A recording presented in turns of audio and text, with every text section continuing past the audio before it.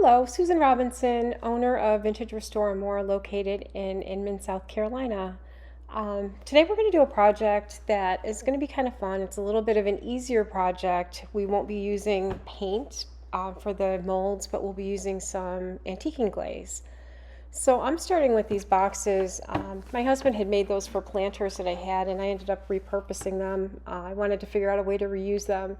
So this is kind of what I came up with. Right now I'm actually adding some water to the surface, and I'm using some of the Van Dyke glaze in General Finishes Van Dyke glaze. And the water just kind of helps make it a little bit softer of a color. You can always add on, but you can't take off with that. So that's why I like to kind of water things down a bit. And here I am using the IOD air dye clay with the Victoriana mold, the new one from the new release that we just had.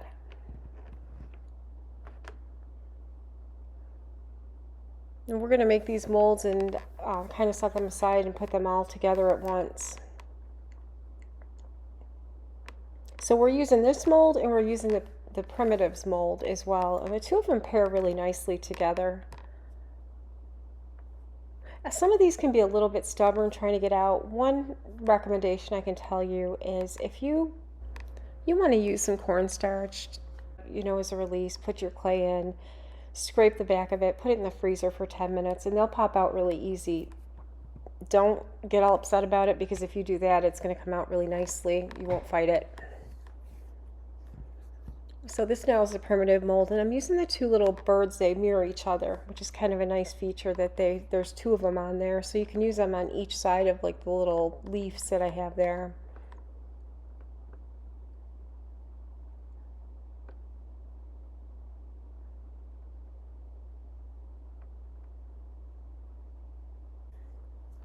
And I'm going back to the Victoriana mold, and I'm using like I'm going to make two of this one mold on there that is like, almost looks like a tassel, I guess is the best way to describe it. This is a pretty quick project with it, with the punch to it. I think it came out really pretty. It looks kind of high end with the florals that once they're put in. And I know that the Victoriana was part of the winter holiday release, but honestly you can use it any time of the year. There we go. Now you can see what we're doing. So one of the things I think that's really important as you're working with these IOD items is figuring out a good composition for them. And sometimes it takes some time to figure that out.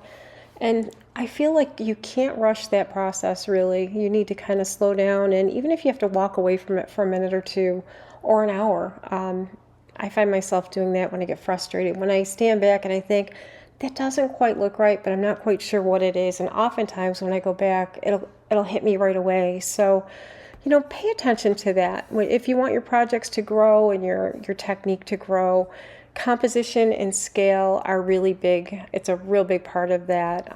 And very much like interior design, when you buy a sofa that's too big, it will not work in a space. It's the same way with artwork. But I hope that tip can maybe inspire you a little bit.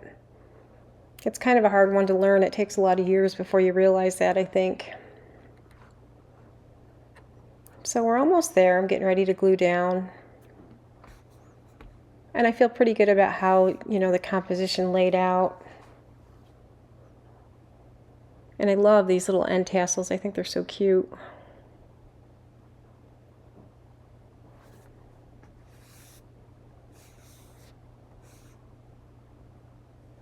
That's the trickiest, most time-consuming part, is trying to glue them on.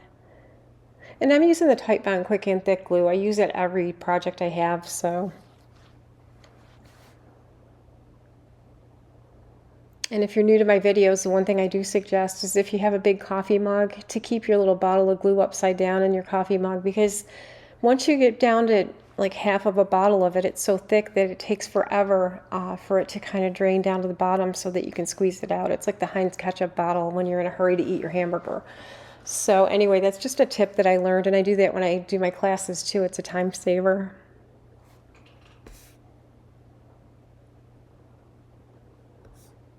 And I have these little sticks. I get those actually on, well, wait a minute, I think that one's a paintbrush, but I do use these little craft sticks too, and I buy them on Amazon, and they work well for cleanups.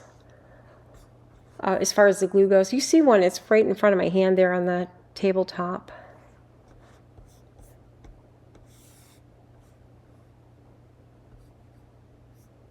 All right, this is the important step though. Since we aren't painting these, we need to seal them. So I'm using satin clear coat, and I'm going to use 2 coats of that. And really the one thing we really want to watch for is so that it doesn't pool, because polyurethane will kind of take on a yellowing appearance if you let it pool in spots. So, you know, paint or put the poly on it and wait a few minutes and look, because you'll see you might not see where it pools right away, but if you give it a few minutes, you will. Always better to do 2 light coats than 1 heavy coat. And I bought these little round feet. They actually have screws that go into them in the metal part that you screw into. I bought those to make this like a footed box where it would be raised off the surface for a little bit higher. And I pre-drill the screws. You measure them out, screw from the bottom, which was really easy to do.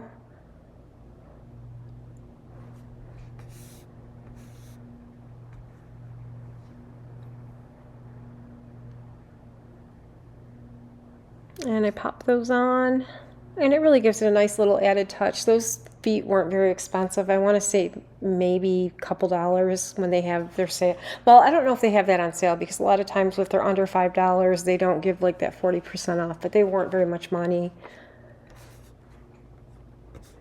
So we'll get those screwed on. Don't mind my crazy hair. And now that we've got those in place, we're going to flip it over and tighten them up from the top.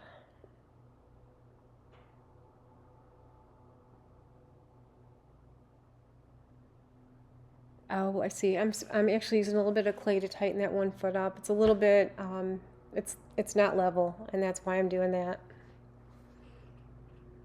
All right. So we've already put the 2 coats of clear coat on that satin clear coat. It's completely dry, and this now is the Van Dyke Glaze again, and we're putting it on and we're wiping it back.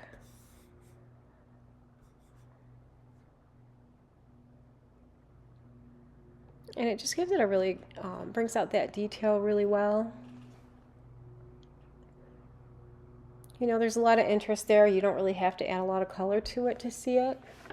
Sometimes simple is nice, especially when you're going to add some pretty flowers to it. You want the vessel to be pretty, but also sometimes if it's too fancy on the bottom, it takes away from the flowers that you put in it. So that's always been my feeling. I always like a rustic style planter, and we make them a lot of times out of old pallet wood.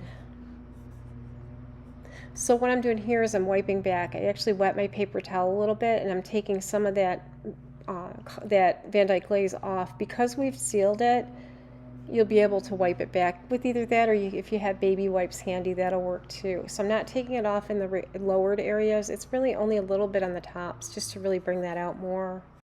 So that's a wrap. I'll be working on the flowers. And if that's something that you might be interested in, please reach out, let me know. I'd be more than happy to do a tutorial on that part of this project. So let me know what you think. I'm really happy with how this came out. Wonder what your thoughts are.